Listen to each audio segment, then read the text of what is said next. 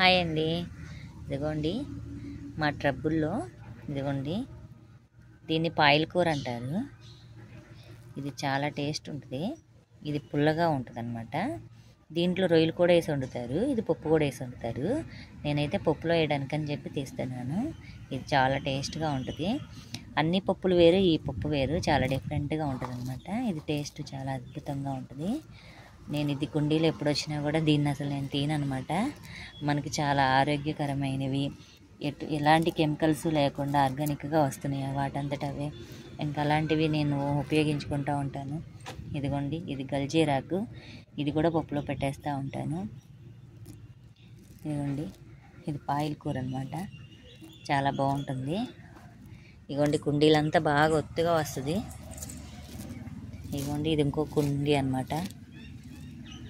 ఇది శుభ్రంగా కోసేసుకుని నీట్గా ఏరేస్తే చాలా బాగుంటుంది పుల్లగా. ఇదిగోండి ఈ గెల్జేరాకు కూడా నేను విడిచిపెట్టను. ఇది ఒకసారి పెడతా ఉంటాను. ఇదే చాలా ఆకు ఉందన్నమాట. ఈ పాయల కూర చాలా ఉంది, చాలా కుండీస్లో ఉందన్నమాట. ఇదిగోండి ఇదొక కుండీ, ఇదొక కుండీ, ఇదిగోండి ఇదిగోండి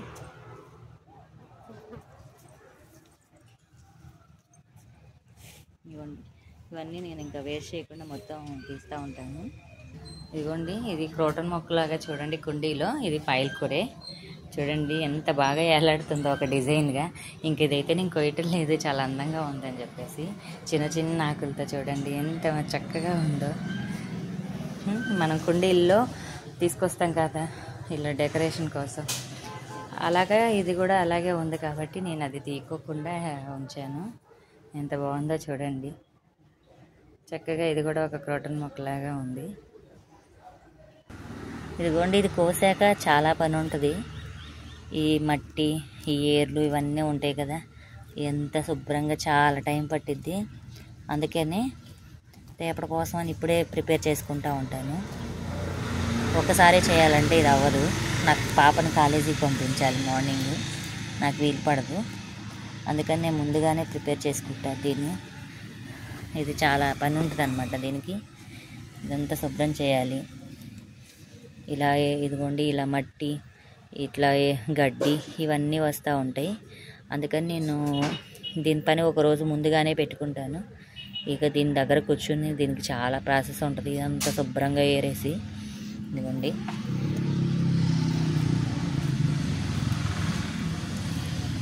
చక్కగా ఎంత బాగా. ఈ మధ్యలో వర్షం పడింది కదండి, ఇంకా నిగనిగలాడుతూ వచ్చింది. ఎంత బాగుందో.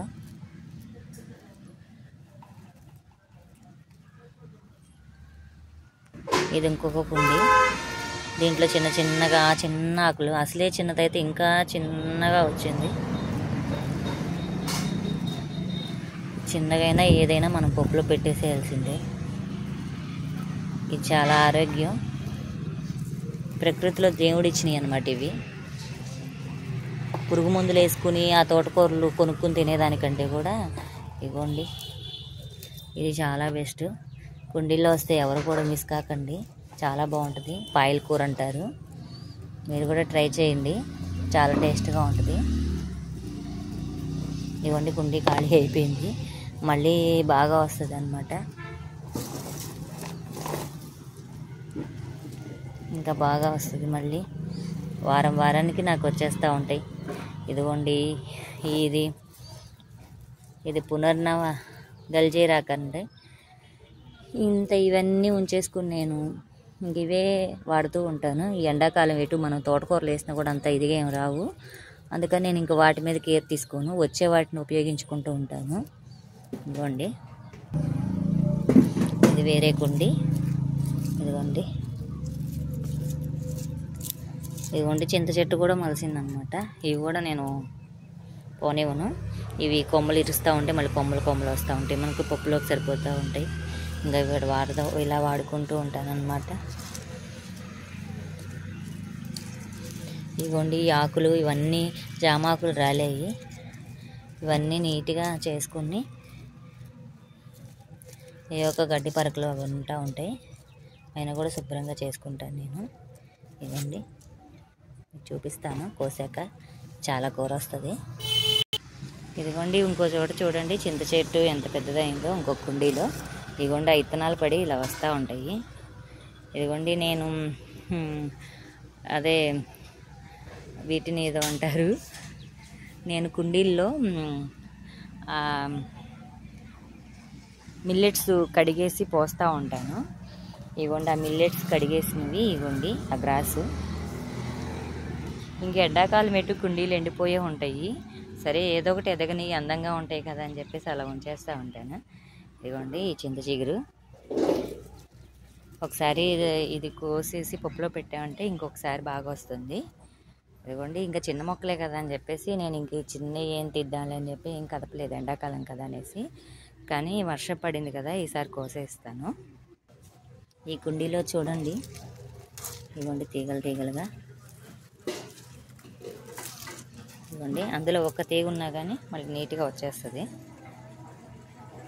ఇదిగోండి మిల్లెట్స్ గ్రాస్ చూడండి ఎలా పెరిగిందో. ఇది కొరలు అనుకుంటున్నాను నేను. ఇవ్వండి ఇవ్వండి ఈ కుండీ అంతా నిండిపోయింది.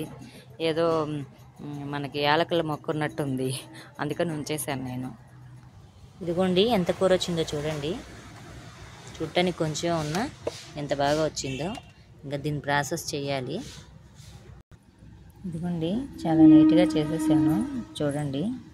ఇంకా ఏమీ లేదు, ఇంకా 4-5 సార్లు కడిగి పప్పులో పెట్టేసుకోవడమేను. ఏదో చూడండి ఎంత బాగుందో. ఇవి మీ కుండీల్లో కూడా ఉంటాయి, ఇది పోగొట్టుకోవద్దు. ఇది ఒకసారి ట్రై చేయండి, చాలా టేస్ట్గా ఉంటుంది. మీరు కూడా ట్రై చేసి కామెంట్ పెట్టండి ఎలా ఉందో. ఏదో చూడండి ఖచ్చితంగా అందరి కుండీల్లో ఉంటుంది, ఎవరు కూడా మిస్ కావద్దు. ఇది హెల్త్కి చాలా మంచిది. ఇది వండాలి అంటే చాలా కష్టపడాలి. ఇదంతా చాలా జాగ్రత్తగా ఏరితే కానీ ఇదిగో ఇలాంటి దారికి రాదు.